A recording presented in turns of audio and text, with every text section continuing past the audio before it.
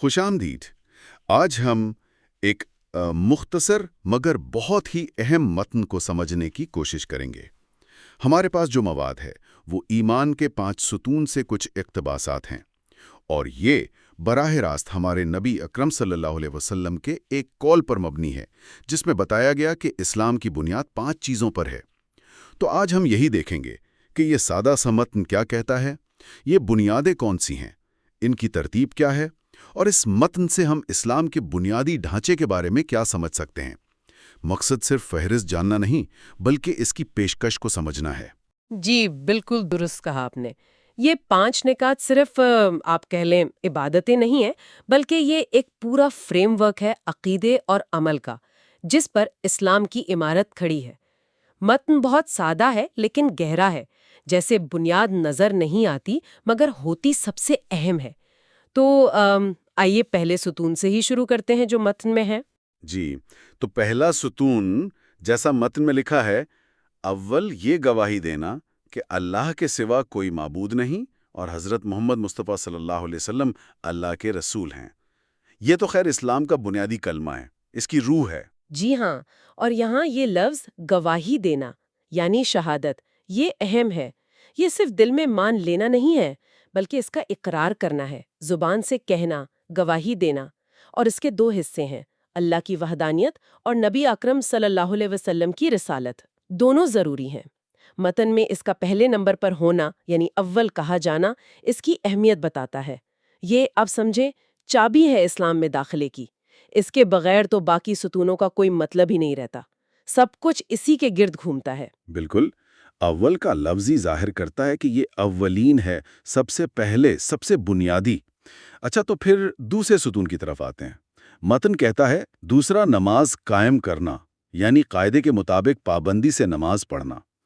یہاں صرف پڑھنا نہیں، قائم کرنا کہا گیا ہے، اور ساتھ میں قاعدے کے مطابق پابندی سے۔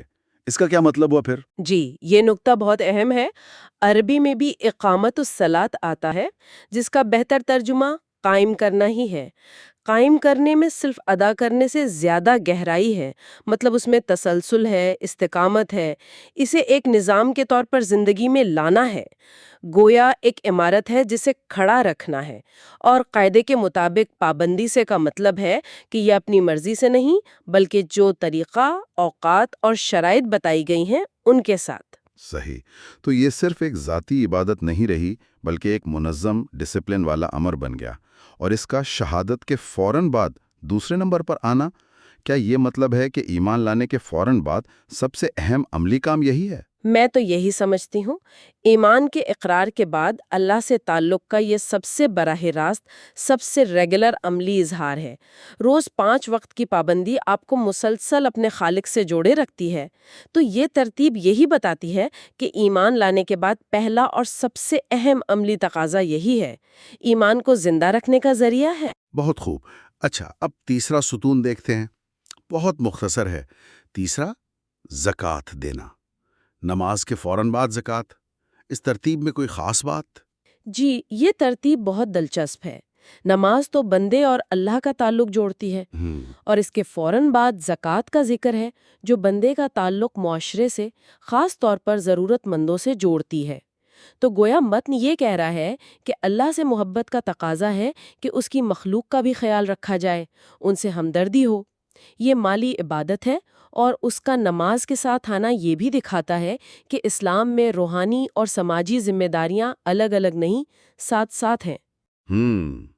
یعنی پہلے ایمان، پھر اللہ سے تعلق کا عملی اظہار، اور پھر فوراً ہی معاشرے کی فکر اور اس کے لیے عمل۔ یہ تو ایک مکمل پیکیج لگ رہا ہے۔ جی بالکل، یہ اسلام کا جامع تصور ہے دین کا۔ فرد کی اپنی بہتری اور معاشرے کی فلاح دونوں جڑے ہوئے ہیں۔ زکوٰۃ صرف کوئی خیرات نہیں، یہ ایک منظم سسٹم ہے جو دولت کو گردش میں رکھتا ہے، معاشی توازن قائم کرتا ہے۔ متن میں اس کا سادہ ذکر، زکوٰۃ دینا، اس کی بنیادی فرضیت پر زور دیتا ہے۔ ٹھیک ہے، چوتھا ستون ہے، چوتھا حج کرنا۔ اس کے بارے میں کیا کہیں گی؟ یہ چوتھے نمبر پر کیوں؟ حج ایک بہت بڑی اجتماعی عبادت ہے۔ اس کا چوتھے نمبر پر آنا شاید اس لیے کہ یہ ہر ایک پر ہر حال میں فرض نہیں، یہ صرف ان پر فرض ہے جو جسمانی اور مالی استطاعت رکھتے ہوں، اور وہ بھی زندگی میں ایک بار۔ لیکن اپنی جگہ یہ اسلام کے عالمگیر پیغام اور امت کے اتحاد کی ایک زبردست علامت ہے۔ اب دیکھیں، دنیا بھر سے لاکھوں لوگ ایک ہی لباس میں ایک ہی مرکز یعنی خانہ کعبہ کی طرف اکٹھے ہوتے ہیں۔ وہاں رم، نسل، زبان، حیثیت سب فرق مٹ جاتے ہیں۔ مساوات کا عملی نمونہ ہے۔ تو یہ گویا انفرادیت سے اجتماعیت کی طرف ایک اور قدم ہوا۔ شہادت اور نماز زیادہ انفرادی سطح پر ہیں، زکوٰۃ مقامی معاشرے سے جوڑتی ہے، اور حج تو پوری دنیا کے مسلمانوں کو ایک جگہ اکٹھا کر دیتا ہے۔ بہت اچھا تجزیہ کیا آپ نے۔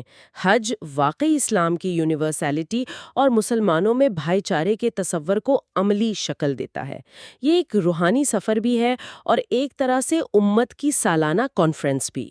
متن میں اس کا چوتھے نمبر پر ہونا اس کی اہمیت کم نہیں کرتا، بس شاید اس کی شرائط کی وجہ سے یہ ترتیب ہے۔ اور اب آخری 5واں ستون جو اس اقتباس میں ہے۔ 5واں، رمضان شریف کے روزے رکھنا۔ جی، رمضان کے روزے یہ سالانہ فرض عبادت ہے، پورے 1 مہینے چلتی ہے۔ اس سے ضبط نفس آتا ہے، تقویٰ بڑھتا ہے، صبر آتا ہے، اور اللہ کی نعمتوں کا احساس ہوتا ہے۔ بھوک پیاس برداشت کرنے سے غریبوں محروموں کی تکلیف کا بھی اندازہ ہوتا ہے۔ اس کا 5ویں نمبر پر ہونا بھی دلچسپ ہے۔ یہ ایک لمبا سالانہ عمل ہے جو پوری کمیونٹی مل کر کرتی ہے، ایک طرح کی سالانہ روحانی ٹریننگ ہے۔ تو یہ 5 مل کر ایک مکمل نظام بنا رہے ہیں۔ ایمان کا اقرار، روزانہ اللہ سے تعلق، پھر مالی طور پر معاشرتی ذمہ داری، زندگی میں ایک بار عالمی سطح پر جڑنا، اور پھر سالانہ اجتماعی روحانی تربیت۔ اس متن واقعی بڑی خوبصورتی سے ان بنیادوں کو سامنے رکھ دیا ہے۔ جی ہاں، یہ متن اسلام کے عملی ڈھانچے کا ایک بنیادی خاکہ دیتا ہے۔ اس کی خوبی اس کی سادگی اور وضاحت ہے۔ چونکہ یہ نبی اکرم صلی اللہ علیہ وسلم سے منسوب قول ہے تو اس کی اہمیت بہت زیادہ ہے۔ یہ وہ بنیادیں ہیں جن پر ایک مسلمان کی زندگی کی عمارت بننی چاہیے۔ تو خلاصہ یہ ہوا کہ اس مختصر اقتباس سے ہم نے اسلام کے 5 بنیادی ستون دیکھے: شہادت، صلاۃ یعنی نماز قائم کرنا، زکوٰۃ دینا، حج کرنا، اور صوم یعنی رمضان کے روزے رکھنا۔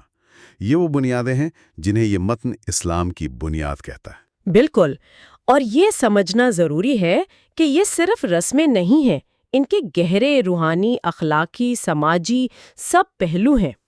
متن نے ہمیں ان کی فہرست دی، ترتیب دی، اور اس ترتیب پر غور کرنے سے بھی کچھ اشارے ملتے ہیں، جیسے آپ نے کہا، انفرادی سے اجتماعی ذمہ داری کی طرف جانا۔ اب یہاں ایک سوال شاید مزید غور کے لیے چھوڑا جا سکتا ہے، وہ یہ کہ جب ہم یہ جان لیتے ہیں کہ یہ 5 چیزیں اسلام کی بنیاد ہیں، تو یہ علم ہمیں دنیا بھر کے جو اربوں مسلمان ہیں، ان کی زندگیوں کو، ان کی ویلیوز کو، ان کے روزمرہ کے فیصلوں کو سمجھنے میں کیسے مدد دے سکتا ہے۔ بھلے ہمیں ہر ستون کی پوری تفصیل نہ بھی پتہ ہو، لیکن صرف یہ جاننا کہ یہ 5 اعمال ان کی زندگی کے سینٹر میں ہیں، ان کے ورلڈ ویو اور ان کے رویوں کے بارے میں کیا بتاتا ہے؟ یہ بنیادیں ان کی پہچان، ان کی ترجیحات کو کیسے شکل دیتی ہوں گی؟ واقعی یہ بہت گہرا سوال ہے اور اس پر سوچنے کی کافی گنجائش ہے۔ یہ سمجھنا کہ کروڑوں اربوں لوگوں کی زندگی ان بنیادوں کے گرد گھومتی ہے، یہ یقیناً ہمیں بین الاقوامی تعلقات سے لے کر روزمرہ کے سماجی میل جول تک بہت سی چیزیں سمجھنے میں مدد دے سکتا ہے۔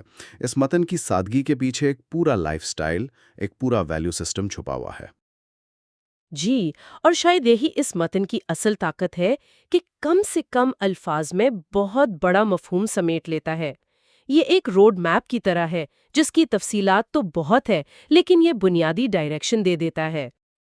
اس گہرائی میں جانے اور ان نکات کو اتنی وضاحت سے بیان کرنے کا بہت شکریہ۔ امید ہے سننے والوں کو بھی اس گفتگو سے اسلام کی ان بنیادی تعلیمات کو سمجھنے کا ایک نیا زاویہ ملا ہوگا۔ اس اہم متن کے جائزے میں ہمارے ساتھ رہنے